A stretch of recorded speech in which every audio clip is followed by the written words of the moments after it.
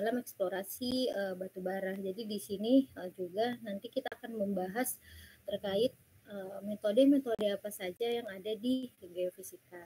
Jadi sebenarnya ada beberapa metode, namun yang akan kita bahas hanya 3 metode. Nah, yang paling penting kalian mengetahui apa sih definisi dari metode geofisika. Apa sih kegunaan atau apa tujuan metode geofisika pada eksplorasi batu bara. Jadi kurang lebih capaian pembelajaran tersebut untuk materi ke-9.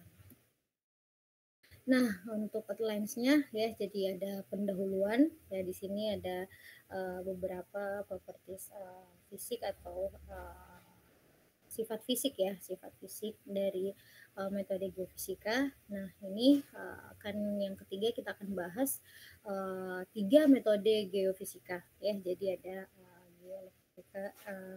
geoelektrika atau ini ya geolistrik ya.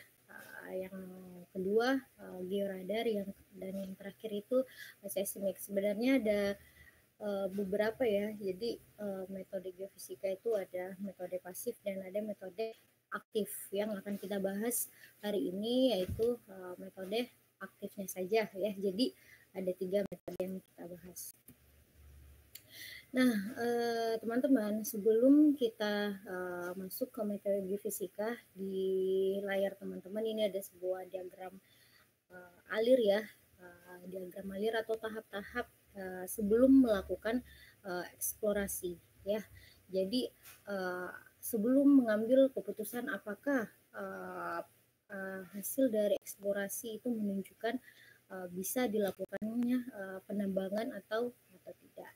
Jadi yang pertama pastinya harus ada daerah target ya. Yang pertama pasti harus ada daerah target. Nah, di mana daerah target untuk misalnya batu bara ya, untuk komoditas batu bara biasanya bisa kita lihat dari singkapan.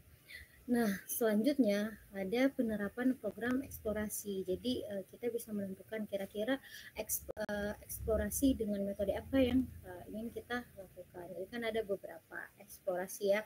Nah, di sini kita akan bahas bahwa untuk eksplorasi yang digunakan misalnya eksplorasi geofisika. Nah, di eksplorasi ini tidak hanya berfokus ya pada metode dari eksplorasi tersebut, tapi harus menggunakan studi geologi ya, di mana studi geologi ini memberikan informasi ya, baik terkait misalnya litologi ya, litologi dari daerah target atau dari daerah penelitian. Nah, selanjutnya memastikan model endapan batu bara. Jadi dari hasil eksplorasi, misalnya eksplorasi geofisika, kita akan mendapat beberapa model. Misalnya geolistrik. Sebentar ya.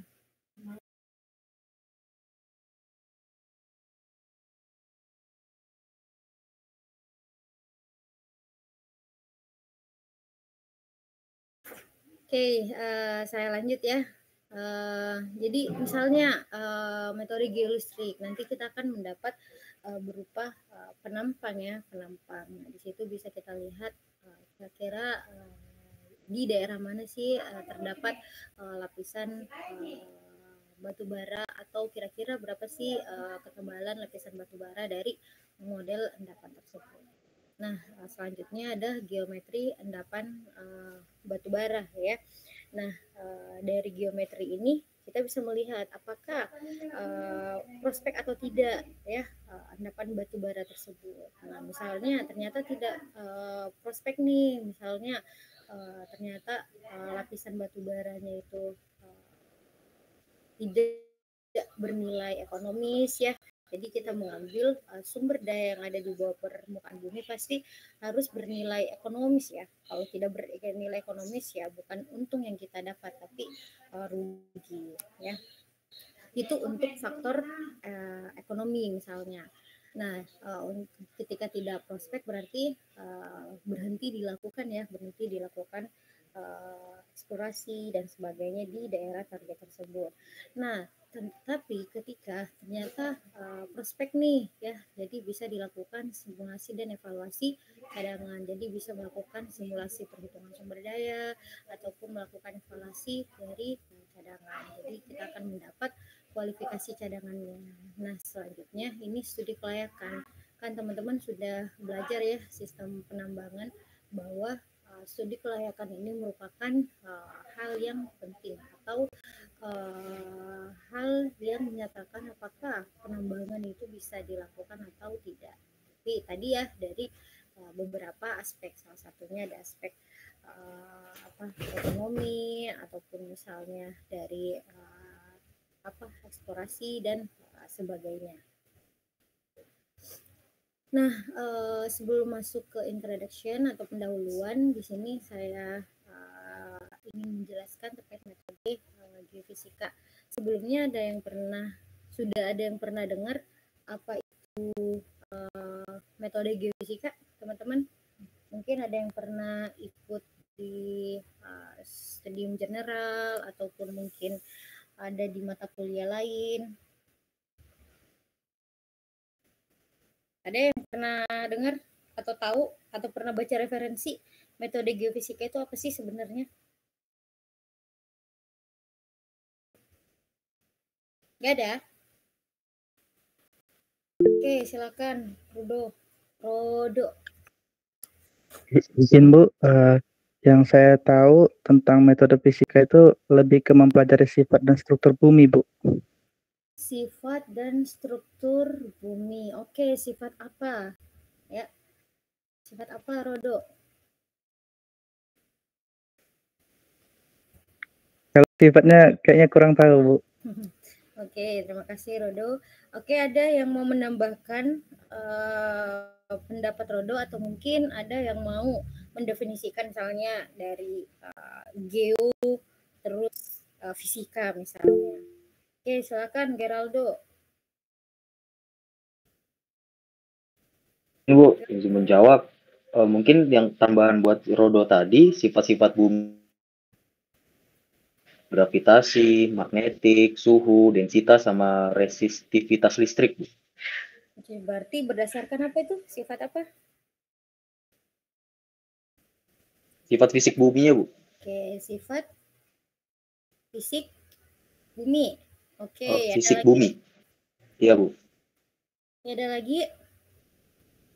2 orang lagi, ayo.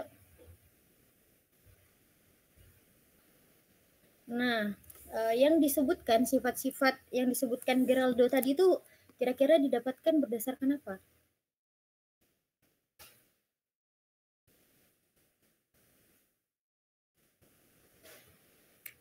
Ya, yuk teman-teman.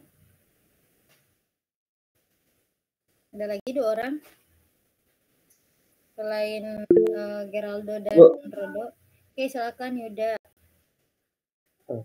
Baik Bu, terima kasih atas pertanyaan Bu. Saya kalau metode fisika ini dia kayak menerapkan prinsip-prinsip fisika Bu, kayak seperti yang saya tahu itu proses kerjanya dia kayak menancapkan satu alat, habis itu nanti diberikan satu gelombang tersebut itu akan memetakan bagian bawah permukaan bumi Bu. Jadi seperti cara tersebut kita bisa mengetahui gimana bentuk bawah permukaan bumi dan juga di situ bagian dapat jadikan satu pertimbangan untuk tahap atau proses selanjutnya. Seperti itu Bu yang saya tahu. Oke, menggunakan prinsip apa tadi, Yuda? Prinsip kayak gelombang itu Bu. Prinsip kayak gelombang. Oke, terus menggunakan satu alat. Terus nanti dipetakan gimana bagian bawah permukaan bumi. Oke. Oke, ada yang mau menambahkan? Oke, terima kasih Yuda. Oke, sedikit lagi. Sama-sama. Oke, ada lagi. Kira-kira prinsip apa? Namanya saja ya, geofisika. Kira-kira prinsip apa teman-teman yang digunakan? Jadi bukan hanya prinsip gelombang saja ya. Ada yang mau menambahkan satu orang lagi?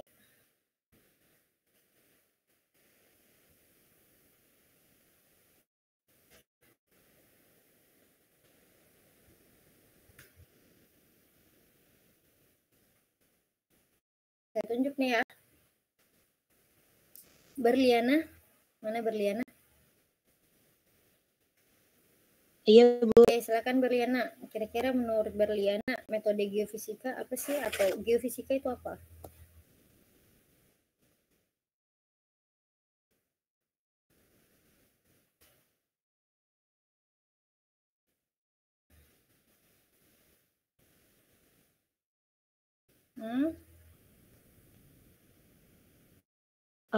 Dari yang saya cari di internet ya Bu, karena sebelumnya saya belum tahu nih Bu tentang metode geofisika.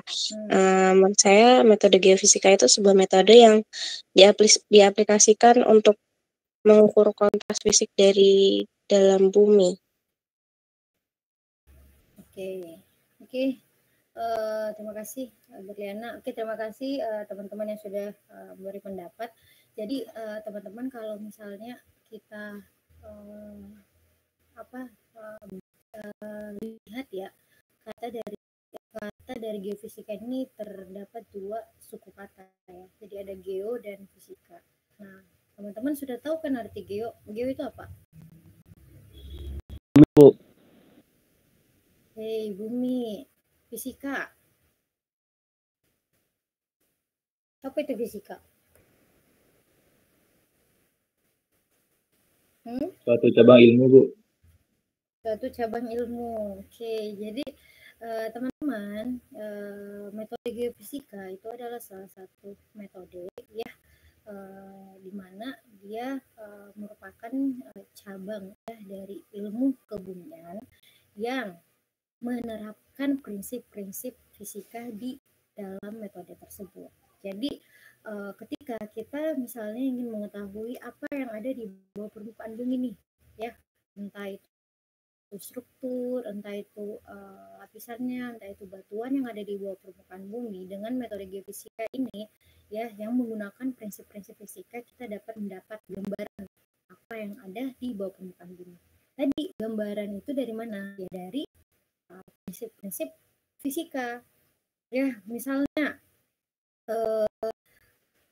misalnya metode geolistrik ya. Jadi metode geolistrik ini merupakan salah satu metode geofisika ya, yang digunakan untuk menginterpretasikan apa yang ada di bawah permukaan bumi dengan cara apa? Dengan cara menginjeksikan arus listrik.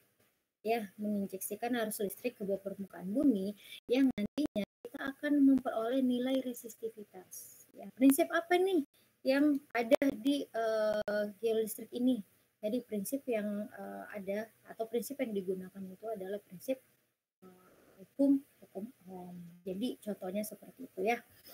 Nah, itu tadi definisi dari metode geofisika ya. Jadi metode geofisika ini merupakan salah satu metode yang menggunakan prinsip-prinsip fisika untuk mengetahui atau untuk memperoleh ya gambaran yang ada di bawah permukaan bumi.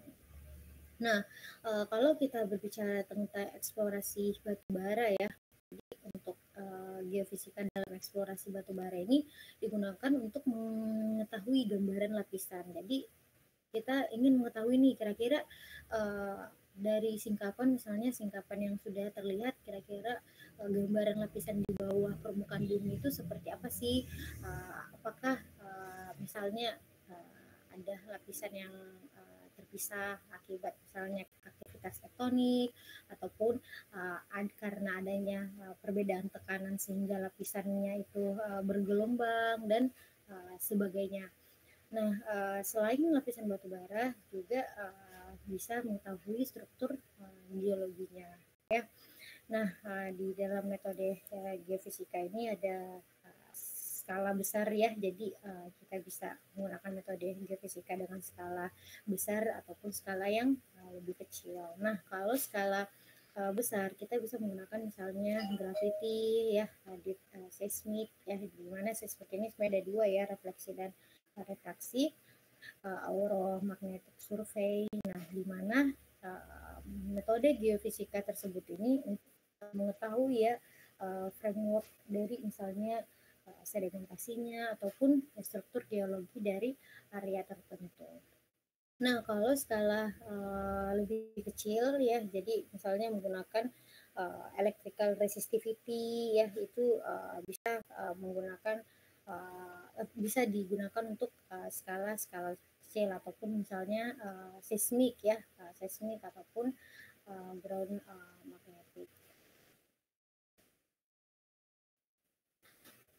Nah, di sini selanjutnya physical properties ya. Jadi ada beberapa properties dari fisika di metode geofisika. Jadi setiap metode itu memiliki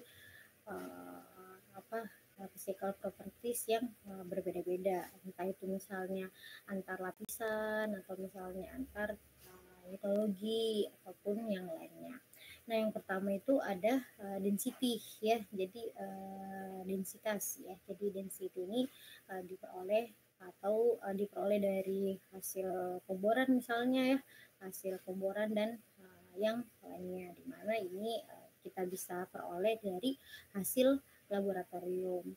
Nah, yang kedua itu seismic velocity atau kecepatan seismik. Nah, kecepatan seismik ini kita bisa mengetahui ya. Jadi kita bisa mengetahui gelombang primer ataupun gelombang sekunder ya, yang merambat di bawah permukaan bumi. Jadi kalau seismik ini kan kita menginjeksikan ya, kita punya source ya, kita ada atau source atau trigger ya yang di permukaan ya, terus source tersebut nanti akan menghasilkan gelombang akustik ya. Gelombang akustik ini yang kita lihat itu adalah kecepatan gelombangnya. Jadi kecepatan gelombang yang merambat pada di bawah permukaan bumi ya. Jadi merambat melalui media batuan yang ada di bawah permukaan bumi. Nah, selanjutnya itu ada magnetic susceptibility. Jadi biasanya ini metode geomagnet ya. Jadi berdasarkan sifat magnetik dari misalnya material ataupun batuan dan sebagainya. Nah, selanjutnya electrical conductivity. Jadi ini metode prinsip physical properties yang ada pada metode geolistrik ya. Jadi tadi sudah saya sampaikan contohnya tadi ya, metode geolistrik, bahwa ada penginjeksian. Jadi kita menginjeksikan arus listrik ya ke dalam tanah atau ke dalam permukaan bumi. Nah, yang kita lihat nanti itu adalah nilai atau sifat konduktivitas atau nilai resistivitasnya ya, yang satuannya itu adalah ohm meter. Nah, yang terakhir itu ada radiometric properties. Jadi beberapa material ya memiliki unsur dari radioaktif. Tapi kalau untuk batu bara ini nilai radiometriknya itu rendah ya, sama halnya clay, siltstone dan sebagainya. Jadi memiliki nilai radiometrik yang rendah. Nah, ini beberapa contoh ya litologi dan berdasarkan beberapa physical properties-nya juga. Jadi di sini ada density, seismic velocity, magnetic susceptibility, dan electrical resistivity. Nah, misalnya kita ingin lihat misalnya litologinya itu misalnya lignit ya. Terus yang kita gunakan misalnya adalah metode geolistrik misalnya, yaitu electrical resistivity. Maka nilai resistivitasnya itu berkisar 9 ohm meter sampai 200 ohm meter. Nah, misalnya kita ingin litologinya ya, misalnya antrasit, dan ingin menggunakan misalnya metode seismik. Jadi kecepatan gelombangnya itu berkisar 1,8 sampai 2,8 km per second. Begitupun untuk litologi yang lainnya. Hanya memberikan gambaran bahwa berdasarkan beberapa litologi ya dan beberapa nilai properties fisiknya atau sifat fisikanya ya, itu diperoleh nilai yang yang berbeda-beda di setiap materialnya ya, atau di setiap litologinya. Oke, ada yang ingin ditanyakan sampai sini, teman-teman?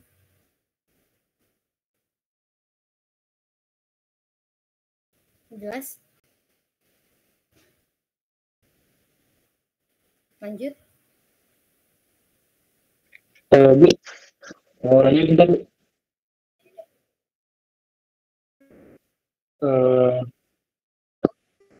Berarti Bu, ini pakai konsep gelombang yang Yuda bilang tadi ya Bu? Itu kalau seismik.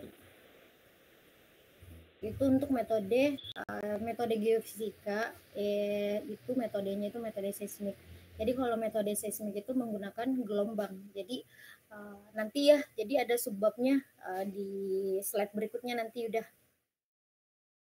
Oke Bu. Oke Bu, terima kasih Bu.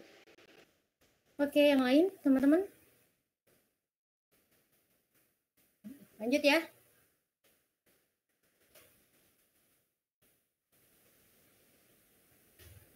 Lanjut. Lanjut Bu, lanjut. Nah, selanjutnya geolistrik ya.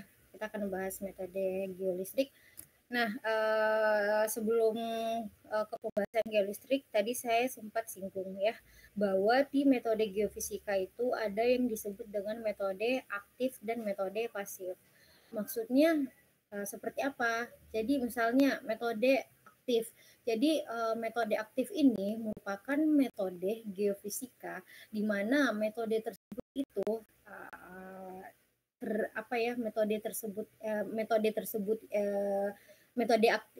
disebut metode aktif karena di permukaan kita melakukan ya misalnya gempuan di permukaan atau menginjeksikan arus listrik atau menginjeksikan gelombang elektromagnetik. Jadi metode aktif itu ada sesuatu yang kita injeksikan ke dalam permukaan bumi, baik itu gelombang ya, baik itu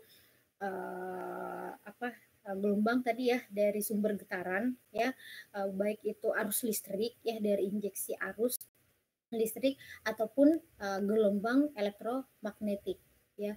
Jadi itu untuk metode aktif. Oke, teman-teman jelas ya? Dapat ya gambarannya ya? Jadi metode aktif itu ya, misalnya nih ini surface ya, ini permukaannya di atas ini permukaan. Nah di permukaan itu kita menginjeksikan, misalnya kalau metode geolistrik ya, jadi metode geolistrik itu menggunakan beberapa elektroda ya. Jadi di setiap di elektroda arusnya ini nanti itu akan menginjeksikan ya, jadi akan menginjeksikan arus ke dalam permukaan bumi. Ataupun misalnya seismik misalnya di sini ada source ya, jadi di sini ada entah itu dari peledakan dinamit dan sebagainya, ini nanti akan ada gelombang ya, jadi ada gelombang yang dirambatkan di dalam permukaan bumi. Nanti kan ada dua metode seismik ya, ada seismik refleksi dan ada seismik refraksi. Jadi ada yang dibiaskan ya dan ada yang dipantulkan. Atau misalnya georadar. Jadi di sini ada sebuah alat yang nantinya mengirimkan gelombang elektromagnetik ya ke bawah permukaan bumi. Nah nanti jika ada benda atau ada anomali yang berbeda di bawah ini nanti akan dipantulkan kembali, jadi diterima oleh receiver. Nah ini metode aktif. Nah berbeda dengan metode pasif ya, ini aktif ya, ini aktif. Nah berbeda dengan metode pasif. Nah metode pasif itu misalnya contohnya itu metode gravity ya, dan metode geomagnet. Jadi untuk gravity itu orang yang mengambil data ya menggunakan alat itu tidak di atas permukaan, tapi misalnya di misalnya dipegang ya, ataupun di apa ya, di apa sih istilahnya, seperti tas ransel ya, seperti tas ransel. Nah, alat tersebut ini itu tidak langsung tidak langsung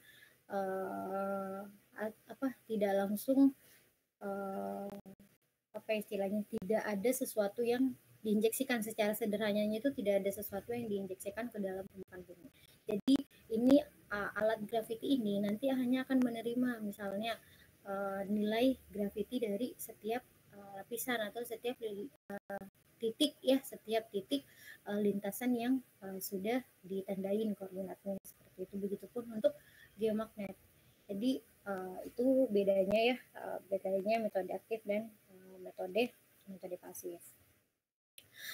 Nah, selanjutnya metode geolistrik. Jadi metode geolistrik tadi itu menginjeksikan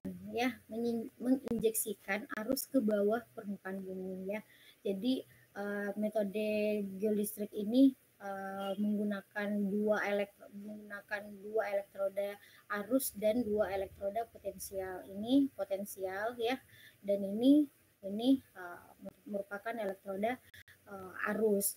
Nah, dari setelah menginjeksikan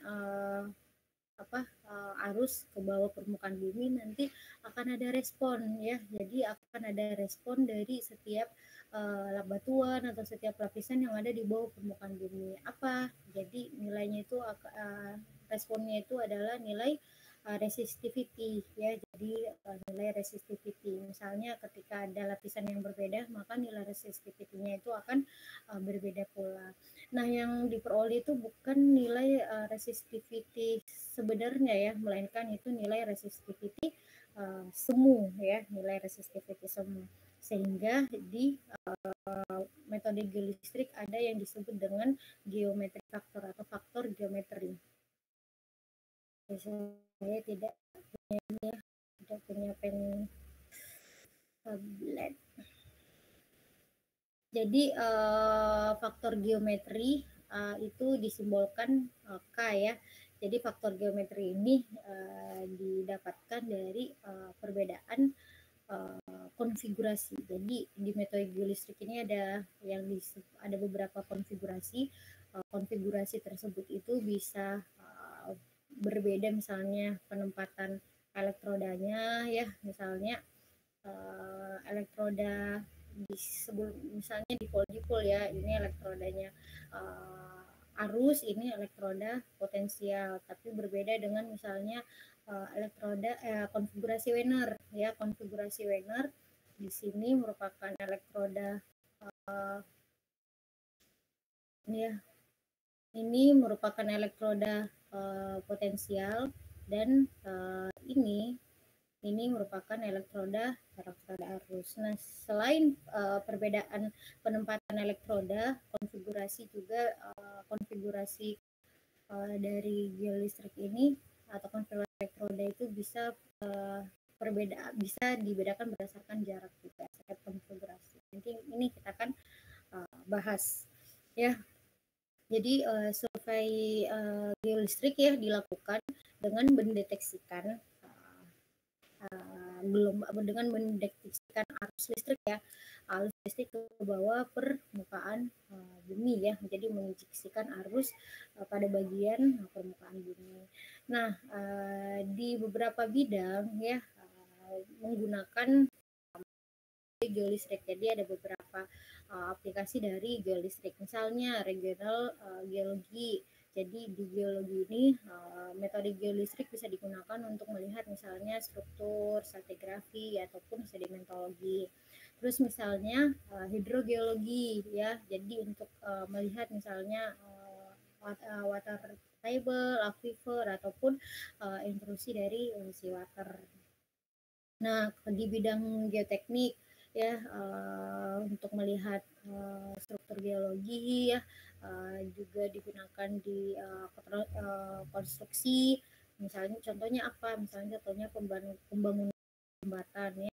Jadi mengetahui untuk harus mengetahui ya kedalaman dari fondasinya. Nah, itu salah satu untuk menentukan itu bisa menggunakan metode geolistrik. dan untuk mengetahui porositas dan permeabilitas dari batuan. Di bidang pertambangan juga digunakan misalnya untuk melihat distribusi dari mineral ataupun dari di deposit batu bara. Jadi untuk melihat distribusi mineral ataupun batu bara, nah untuk memperoleh juga kira-kira adakah potensi dari bahan galian yang misalnya bahan galian C ataupun sebagainya. Nah, di bidang arkeologi ya, jadi untuk mencari misalnya benda-benda bersejarah di bawah permukaan bumi. Ya, untuk mengetahui kedalaman dari panas bumi ataupun distribusi dari geotermalnya. Nah, untuk oil dan gas sebenarnya ini metode geolistrik kurang tepat ya untuk mencari oil dan gas. Tapi ketika kita hanya ingin mengetahui misalnya strukturnya ya, itu bisa. Biasanya oil dan gas ini menggunakan metode seismik. Nah, ini ada gambaran ya. Jadi ini arus tunggal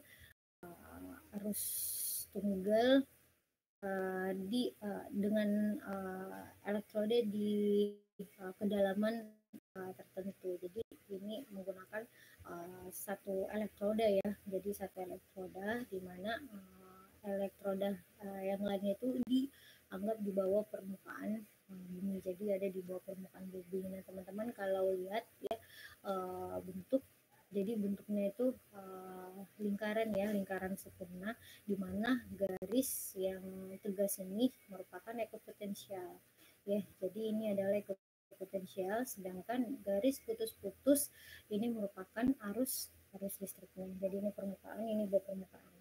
Nah, ketika arus tunggal tersebut di permukaan itu bentuknya akan setengah bola ya, atau setengah lingkaran. Jadi seolah-olah ya di permukaan itu nanti gambarannya akan seperti ini ya. Jadi kalau kita lihat dari atas itu akan seperti ini ya, akan seperti ini. Namun yang kita fokuskan itu hanya yang ada di bawah permukaan bumi. Nah, sama halnya ya, jadi yang tegas ini merupakan ekopotensial, dan garis putus-putus ini merupakan arus ya, merupakan arus yang diinjeksikan.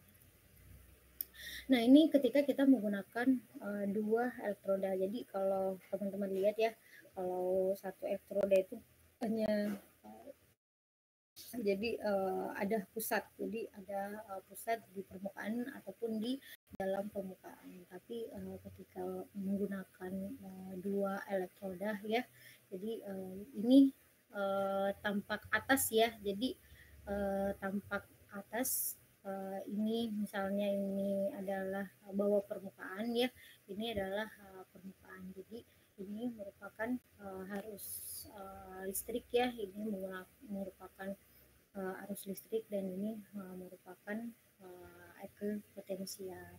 Jadi garis ekopotensial dan arus listrik ini diibaratkan berada pada media yang homogen. Jadi media yang homogen. Nah, ini kalau kita lihat dari depan ya. Jadi misalkan ada sebuah anggaplah sebuah kue ya, kita bagi dua. Nah, ini tampak sampingnya. Jadi sama ya. Jadi di sini ini ada dua elektroda. Jadi di sini kalau kita menggunakan misalnya konfigurasi benar, di sini itu merupakan elektroda potensial, dan ini ya, ini merupakan elektroda arus. Nah, ini untuk konfigurasinya ya, teman-teman, yang tadi saya sampaikan bahwa konfigurasi ini untuk memperoleh nilai resistivitas sebenarnya ya, nilai resistivitas sebenarnya. Nah, sebenarnya ada beberapa konfigurasi. Jadi selain Wiener, Schlambercy, pole, dipole, ini juga ada beberapa seperti pole, terus misalnya konfigurasi alpha atau Wiener alpha ataupun Wiener Schlambercy. Jadi ini yang ya cuman yang ini akan kita bahas. Nah, kita coba lihat di konfigurasi Wiener ya. Jadi konfigurasi Wiener penempatan elektrodanya seperti ini ya, teman-teman. Jadi elektroda potensial itu berada di tengah atau berada di antara elektroda arus. Nah, ada beberapa referensi yang menuliskan elektroda arus itu adalah AB, elektroda potensial MN. Juga ada beberapa referensi yang menuliskan untuk elektroda arus itu C1 ya, dan ini C2. Untuk elektroda potensial P1 dan P2. Nah, setiap elektroda di konfigurasi Wiener itu dipisahkan sejauh jarak A ya, jadi sejauh jarak A. Nah, ini nanti menggunakan persamaan ya untuk mencari beda potensial ya. Jadi untuk mencari nilai resistivitas dari dari nilai beda potensial ya.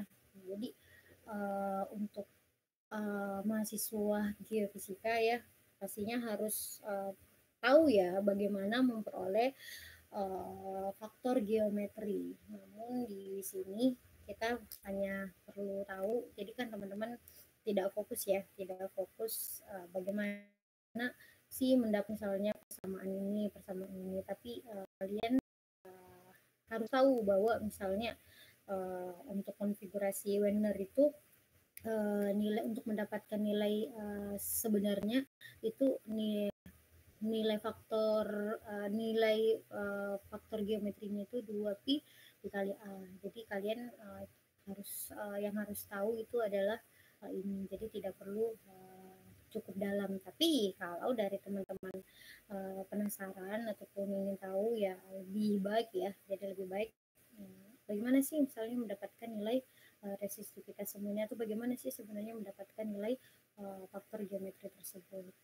Ya, jadi dengan persamaan faktor geometri nanti akan mendapatkan nilai resistivitas semu seperti ini. Jadi K, di mana nilai K dari Wiener dari konfigurasi Wiener itu 2pi dikali A dikalikan dengan beda potensial dibagi dengan kuat arus. Nah, pada konfigurasi Wiener ini ya, jadi yang semua elektroda ini akan berpindah. Jadi teman-teman jangan membayangkan di lapangan itu hanya menggunakan 4 elektroda ya. Jadi bisa menggunakan 20 elektroda, 32 elektroda dan sebagainya. Jadi sepanjang lintasan kalian. Nah, misalnya nih, ini elektroda potensial ya. Ini elektroda arus.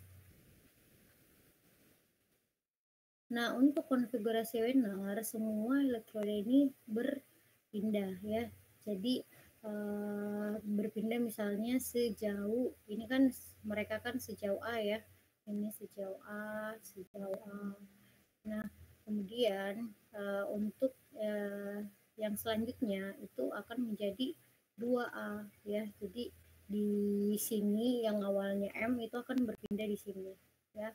Di sini B, di sini nanti akan N, dan di sebelah sana itu akan konfigurasi arus B ya. Jadi dia berpindah menjadi 2A ya, 2A. Begitupun selanjutnya ya, dipisahkan sejauh 3A sampai seterusnya. Itu Wiener. Nah, selanjutnya konfigurasi Schlambercy. Jadi konfigurasi Schlambercy ini jarak antara elektroda potensial pertama dan arus pertama itu di sejauh B, begitupun untuk yang kedua ya, itu sejauh B. Nah, antar elektroda potensial itu hanya sejauh A. Nah, untuk konfigurasi Wiener tadi berpindah misalnya kan A menjadi dari jarak A menjadi 2A dan seterusnya. Nah, untuk konfigurasi atau bisa kita katakan bahwa semua elektroda itu berpindah ya, bahwa semua elektroda itu berpindah. Nah, berbeda dengan konfigurasi selang bersih. Jadi untuk elektroda potensialnya itu tetap. Jadi posisinya itu tetap ya. Yang berpindah itu hanya elektroda arus ya. Jadi yang berpindah itu adalah elektroda A dan B. Jadi dia akan ke arah sini ya untuk elektroda A dan ke arah sini untuk elektroda B, dan ini ke arah sana untuk elektroda A. Nah, untuk untuk nilai resistivitas sebenarnya itu formulanya V per I mu dikali B kuadrat dibagi dengan A. Nah, untuk dipol-dipol ya, jadi untuk dipol-dipol ya, untuk penempatan elektrodanya ini berbeda dengan Wiener ataupun selang bersih. Jadi untuk kuat arus itu bersampingan ya, beda potensial bersampingan yang dipisahkan sejauh jarak NA ya. Jadi sejauh jarak NA. Nah, dengan pol-pol malah ya elektroda arus ya. Jadi elektroda arus posisinya itu sama ya, bersampingan elektroda arus yang satu dengan elektroda yang lainnya. Namun di sini ya penempatan untuk elektroda misalnya arus yang kedua ini sejauh tak terhingga. Jadi sepanjang lintasan yang ingin kita ketahui misalnya itu bisa jadi ini tak terhingga, begitupun untuk beda potensialnya sampai tak terhingga juga, sehingga nanti nilai resistivity sebenarnya itu P dibagi I dikali 2 P dikali 2 PA. Nah, di sini juga dibahas ya, misalnya kira-kira apa kelemahan dari dua metode misalnya Wiener dan selang bersih. Jadi untuk keuntungan dan keunggulan ya ataupun kelemahan dari misalnya metode Wiener ya. Jadi metode Wiener ini sensitifnya terhadap sensitif itu secara lateral. Jadi ketika kita ingin tahu secara horizontal ya, maka kita bisa memakai konfigurasi Wiener. Jadi dia kalau vertikal dia kurang bagus ya. Jadi kurang representatif. Nah, karena Wiener ini merupakan konfigurasi yang pengolahan datanya itu mudah ya. Jadi proses pengolahan datanya itu mudah dimengerti. Nah, terus keuntungannya kekurangannya dari metode Wiener ini membutuhkan beberapa orang ya untuk memindahkan elektroda. Jadi setiap kita sudah menginjeksikan ya, setelah kita menginjeksikan arus itu elektroda selanjutnya itu harus berpindah lagi dan seterusnya. Ini untuk yang yang manual ya, ini untuk geolistrik yang manual. Tapi sekarang itu sudah ada geolistrik apa sih istilahnya, multi channel ya. Jadi ada yang disebut dengan multi channel. Nah, multi channel ini banyak orang lagi karena secara otomatis itu akan berpindah ya. Jadi elektrodanya itu nanti akan berpindah. Jadi beda dengan geolistrik manual. Nah, kalau untuk metode selang bersih, jadi ini secara lateral tidak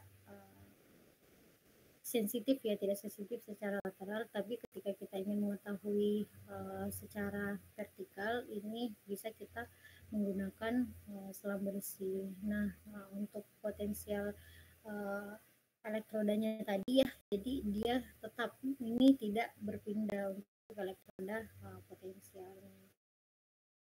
Nah, untuk rasio dari AB per mm ini 5 ya, besar dari 2,5 dan kecil dari 50. Nah, ini salah satu contoh jadi metode listrik dengan konfigurasi Wiener ya. Jadi ini konfigurasi Wiener.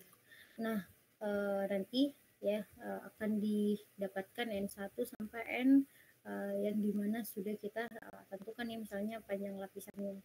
Nah, ini 1 sampai 20 ini merupakan nomor elektrodanya ya, yang kemudian dihubungkan ke resistivity meter, di mana resistivity meter ini terhubung di laptop komputer ya. Jadi nanti ada spread data ya. Jadi ada Excel data nilai resistivitas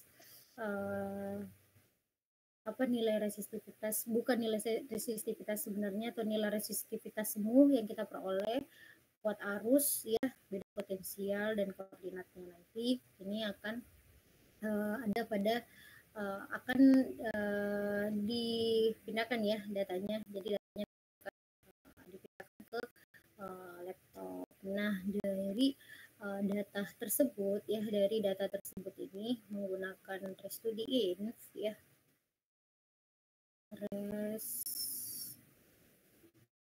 to the inf. Jadi ini adalah salah satu software ya yang digunakan untuk yang digunakan untuk pengolahan data ya, yang digunakan untuk pengolahan data di metode geolistrik. Jadi nanti data tersebut itu diolah menggunakan software res to the inf ya, dengan memanggil data-data tersebut ya, terus di res to the inf ini memilih konfigurasi yang digunakan. Nanti kita akan mendapatkan penampang ya, kita akan mendapatkan penampang atau gambaran yang ada di bawah permukaan bumi. Jadi setiap warna ini ya, setiap warna ini memiliki nilai resistivitas yang berbeda-beda. Jadi setiap warna ini memiliki arti ya, misalnya yang warna hijau misalnya, jadi nilai resistivititasnya itu 40,4 ohm meter, ataupun misalnya yang merah ini ternyata 667 ohm meter. Nah, di sini warna biru tua ini merupakan nilai resistivity yang paling rendah, sedangkan warna ungu ya, ini warna ungu ya. Jadi ini warna ungu hampir sudah mau ke hitam, sudah mau ke warna hitam, ini menunjukkan nilai resistivity yang besar. Nah, untuk contoh penampang ini ya, warna hijau ini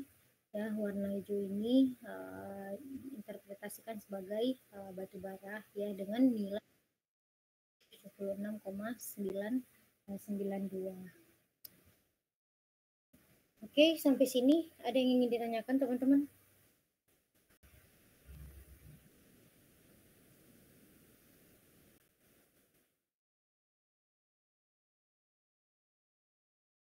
Jelas? Jelas, Bu. Oke, jelas. Yang lainnya selain Yuda, jelas? Jelas ya? Lanjut ya. Nah, selanjutnya ke georadar ya, georadar. Nah, untuk metode geofisika, yaitu metode georadar ya. Jadi ini menggunakan sebuah alat ya. Jadi ada sebuah alat ya. Nah, di mana alat ini terdapat transmitter dan receiver. Jadi transmitter ini yang memancarkan ya gelombang ke bawah permukaan bumi, dan receiver ini nanti yang akan menerima respon yang ada di bawah permukaan bumi. Dan kemudian ya nanti di sini ada display ya. Jadi display ini nanti akan radar gram ya. Jadi menilai jadi nanti akan diperoleh sebuah data ya. Jadi datanya itu data dari georadar ini disebut radar gram. Nah, ketika kita memindahkan alat georadar ini ya jadi misalnya ini maju ke sini. Nah, pasti dan misalnya di sini ada sebuah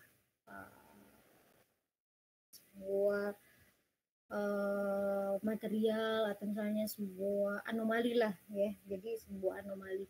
Nah, yang awalnya misalnya kalau tidak ada apa-apa ya, misalnya tidak ada anomali, maka gelombangnya akan seperti ini ya akan seperti ini. Tapi ketika terdapat anomali di bawah permukaan bumi, ini nanti akan ke atas ya. Jadi ini akan dipantulkan dan diterima ke receiver ya, ke receiver dalam bentuk radar gram.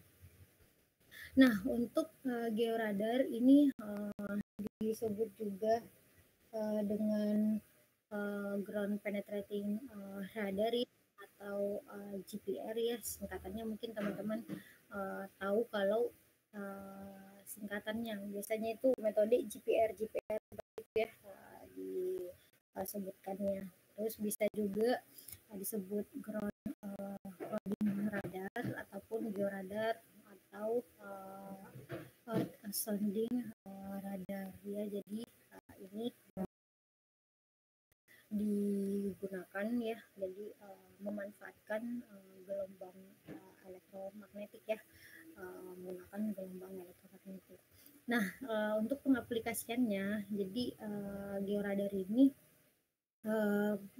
bidang atau pengaplikasian dari georadar ini bisa ke agriculture ya, arkeologi ya, di mining juga ya, bisa digunakan ataupun ground water.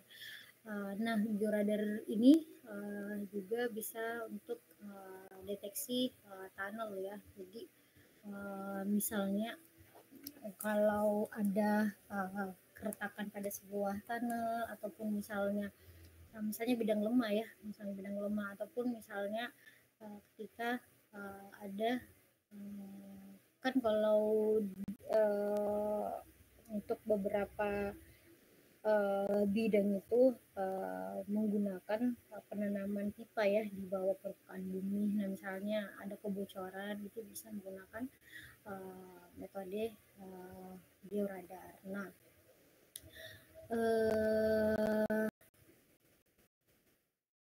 untuk georadar ini ada beberapa frekuensi yang digunakan ya, ada beberapa frekuensi yang bisa digunakan. Jadi georadar ini untuk di metode geofisika ya merupakan salah satu yang resolusinya paling tinggi ya, jadi paling tinggi untuk menggambarkan apa yang ada di bawah permukaan bumi.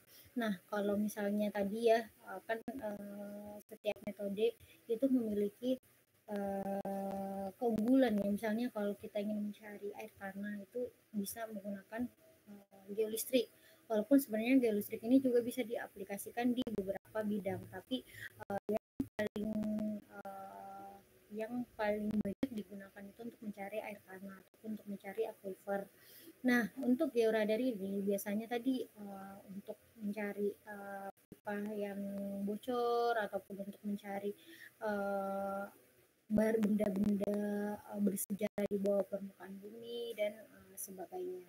Kalau seismik tadi untuk mencari oil dan gas. Nah, seperti ini ya teman-teman gambaran ya dari seperti ini gambaran pengukuran apa lagi namanya GPR, metode GPR. Ya, jadi ada beberapa sekarang berkembang, jadi sebenarnya ada beberapa model ya, beberapa model dari alat GPR. Jadi ada seperti ini ya. Jadi ada seperti ini, ada yang berbentuk plat saja ya. Jadi ada berbentuk plat saja, ada yang didorong kayak tadi ya. Ada didorong seperti ini. Jadi ada yang didorong, ada yang ditarik ya. Jadi ini ditarik, alat ini ditarik, ini juga ditarik ya. Ini alatnya juga ditarik. Nah, setiap alat ini melewati di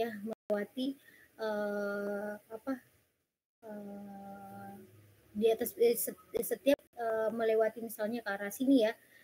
Ini jadi dia akan mendeteksi apa yang ada di bawah permukaan bumi ini. Nah, kalau misalnya ada anomali di sebelah sini, maka datanya itu ya jadi akan seperti ini ya. Jadi dia akan lebih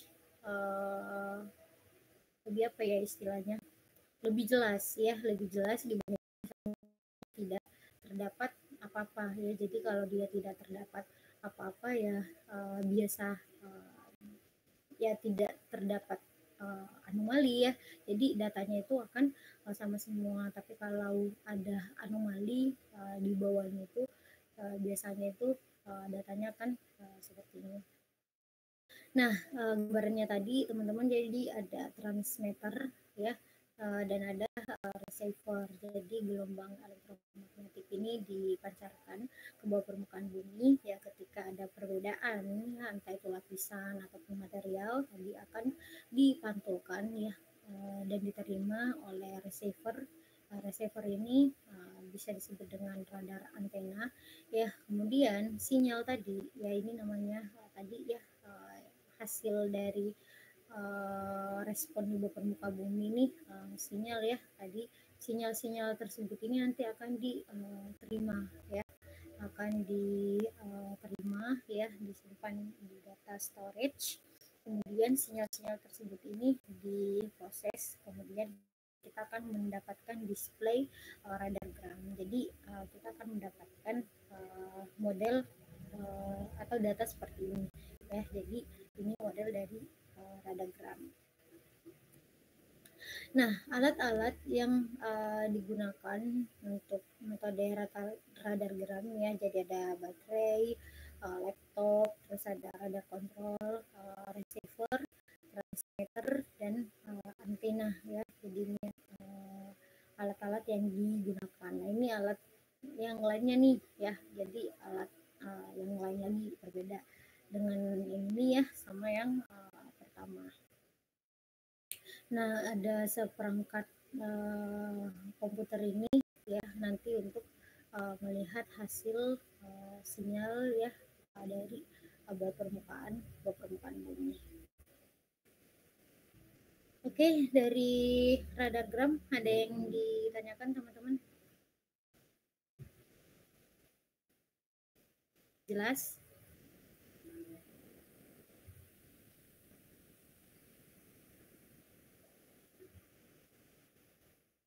Atau semuanya pada tidur nih? Cukup jelas, Bu. Oke, kita lanjut lagi. Nah, selanjutnya kita masuk ke metode seismik ya. Jadi metode seismik ini merupakan salah satu metode geofisika, di mana metode seismik ini memanfaatkan gelombang ya, untuk menginterpretasikan apa yang ada di bawah permukaan bumi. Jadi dengan gelombang seismik ya yang diciptakan dari source ya, ini gambarannya dari source yang merambat ke bawah permukaan bumi ya. Ini nanti yang akan dilihat itu adalah kecepatan gelombangnya. Jadi seismik tadi ada dua ya, jadi ada dipantulkan ya dan ada yang dibiaskan. Nah,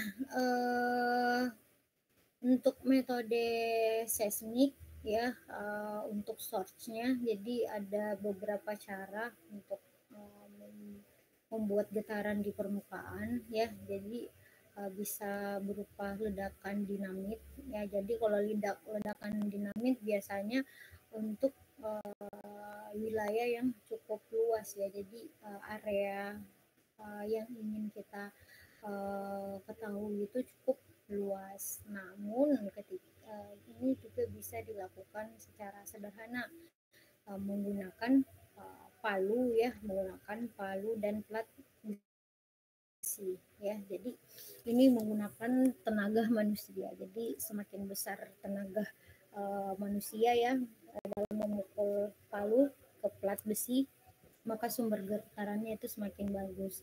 Jadi inti dari metode seismik sebenarnya ada sesuatu ya, ada sesuatu trigger ya atau gangguan yang dibuat di permukaan bumi ya. Jadi nanti ada gelombang yang merambat ya, kemudian setelah ketemu dengan lapisan yang berbeda, ada yang dibiaskan, kemudian ada yang dipantulkan.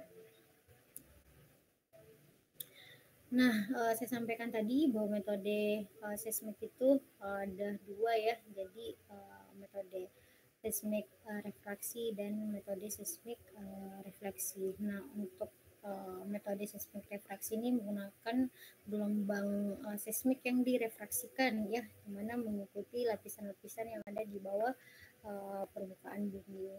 Jadi ada gelombang akustik yang menjalar ke bawah permukaan bumi yang kita hitung itu adalah kecepatan gelombang seismiknya. Nah, untuk peralatan yang digunakan di survei seismik refleksi ini biasanya ada 12 sampai 24 geopon ya. Nanti apa itu geopon nanti ada di slide selanjutnya. Ya, terus interval, jadi jaraknya itu 2 sampai 5 meter dan frekuensinya 8 sampai 14 Hz ya. Nah, ini tadi sumber gelombangnya itu bisa berupa palu atau gelombang. Jadi nanti akan ada perekam ya. Jadi ada perekam sebagai hasil penerima ya. Jadi penerima gelombang yang direspon dari bawah permukaan bumi. Nah, gambarannya seperti ini ya teman-teman. Jadi ini ada source ya atau sumber getaran ya yang dibuat di atas permukaan, kemudian gelombang, jadi ada gelombang yang menjalar ya tadi. Selanjutnya dibiaskan ya dan diterima oleh geopon. Jadi di sini ada yang hitam-hitam ini merupakan geopon ya.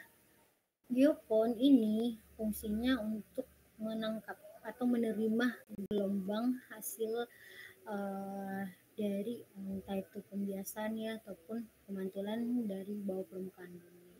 Nah, ini nanti akan diterima oleh alat ya, namanya seismograf. Jadi teman-teman mungkin pernah dengar ya seismograf. Nah, nanti akan diterima oleh seismograf dan datanya itu akan berupa seismogram. Nah, di sini yang dilihat itu adalah perbedaan kecepatannya ya. Jadi di sini ada kecepatan 1, kecepatan 2, dan kecepatan 3. Nah, perbedaan kecepatan ini pasti terjadi karena ada perbedaan litologi ya. Misalnya ini ada unsaturated soil, ada water unsaturated, ataupun ini merupakan lapisan bedrock. Nah, selanjutnya metode seismik refleksi. Jadi metode seismik refleksi ini yang diambil atau kita berfokus pada perubahan amplitudo ya. Amplitudo. Jadi dari semua metode geofisika sebenarnya metode fisika yang paling sulit itu adalah seismik ya, apalagi untuk processing data dan interpretasinya ya.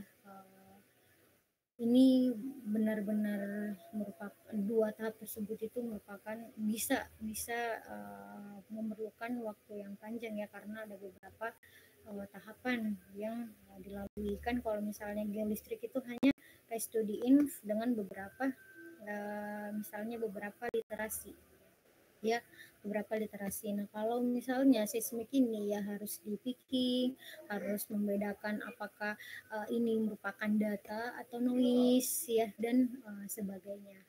Ya, jadi ini untuk metode seismik refleksi ya, itu berfokus pada perubahan amplitudo ya untuk memperoleh gambaran yang ada di bawah permukaan bumi. Nah, tadi direkam oleh geopon ya. Nah, di sini ada hidropon. Mungkin teman-teman pernah dengar penambangan oil dan gas di laut ya. Nah, dengan metode seismik itu alat perekamnya itu menggunakan hidropon ya, jadi menggunakan hidropon. Nah, kalau di darat ya namanya geopon. Nah, ini contohnya ya. Jadi untuk seismik refleksi bisa untuk lapisan ini di permukaan ya. Nah, kalau refraksi tadi kecepatannya berbeda-beda ya. Kalau seismik refleksi ini kecepatannya sama. Jadi yang dilihat ini perubahan dari amplitudonya. Jadi kurang lebih seperti ini ilustrasi ya atau prinsip kerja dari seismik refleksi. Jadi sama ada source ya. Jadi ini dipantulkan, diterima oleh geopon, kemudian ke seismograf, lalu menghasilkan data ya berupa seismogram. Nah, ini skema lainnya ya. Jadi di sini untuk source-nya itu ada palu sama lempeng ya, lempengan besi. Nah, kemudian di sini ini adalah geoponnya ya. Jadi ini adalah geoponnya.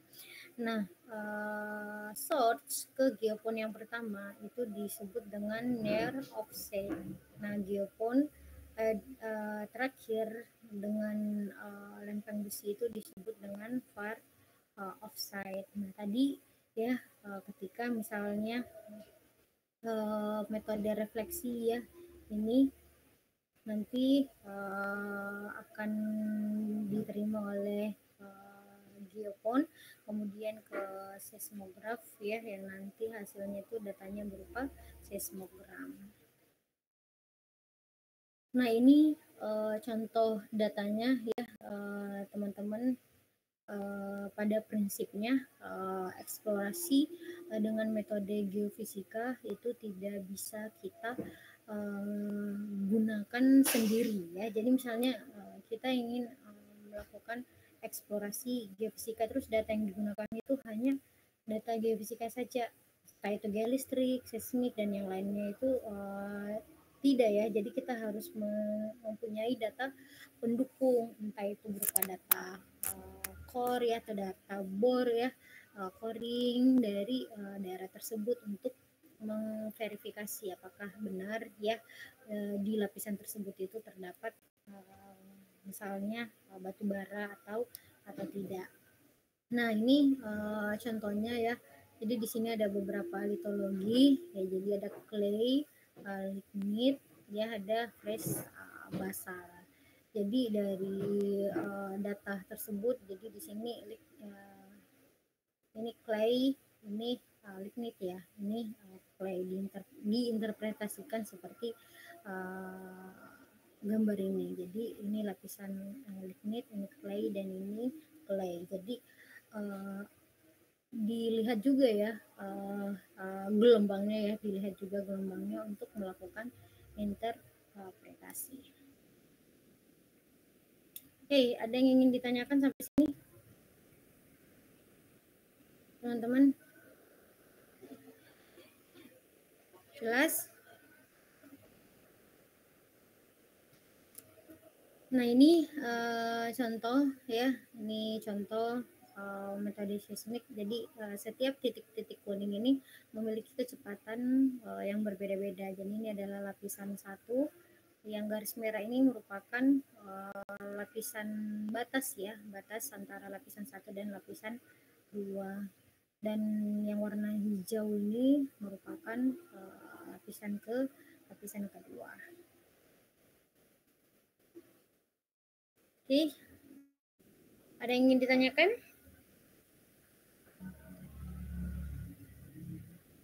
Jelas?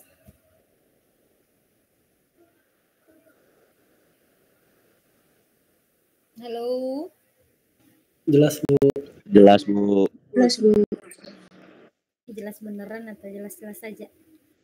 Oke, kalau jelas teman-teman, ini ada tugas kelompok ya. Jadi tugas kelompok silakan dibuat kelompoknya maksimal 7 orang per kelompok ya. Silakan mencari studi kasus terkait survei geofisika. Kan yang kita bahas pada sore hari ini cuma metode aktif ya. Ketika kalian mau menggunakan metode graviti ataupun magnetik itu boleh ya. Jadi boleh silakan digunakan metode geofisika apapun itu.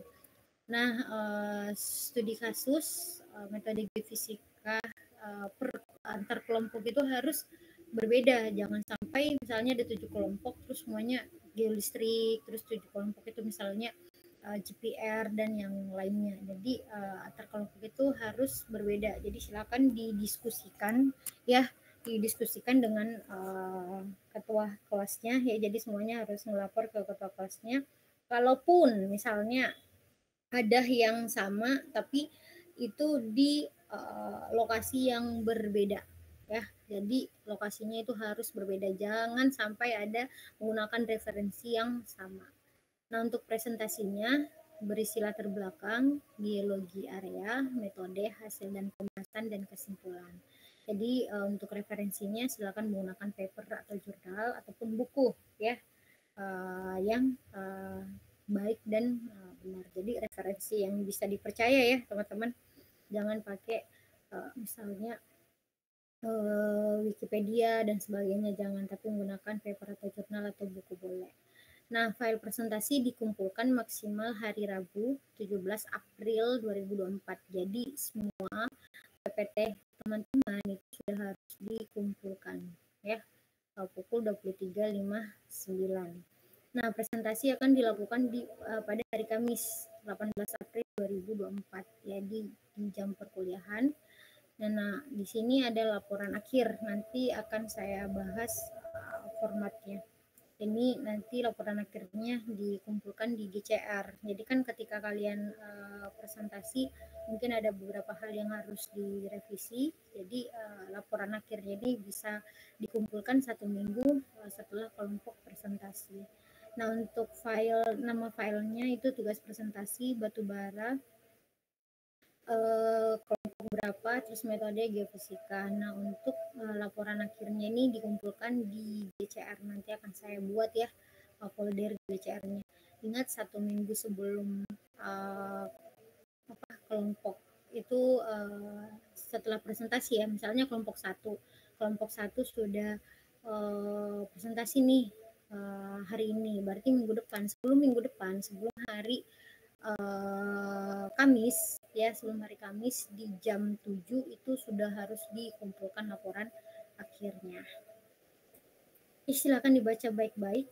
Ada yang ingin ditanyakan dari tugas presentasinya?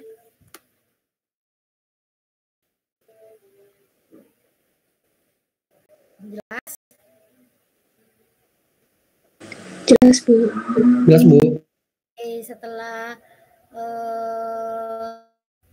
kuliah hari ini saya sudah tidak menerima ya pertanyaan baik dari Azlan, baik melalui Azlan ya. Jadi silakan ditanyakan kalau ada yang mau ditanyakan hari ini.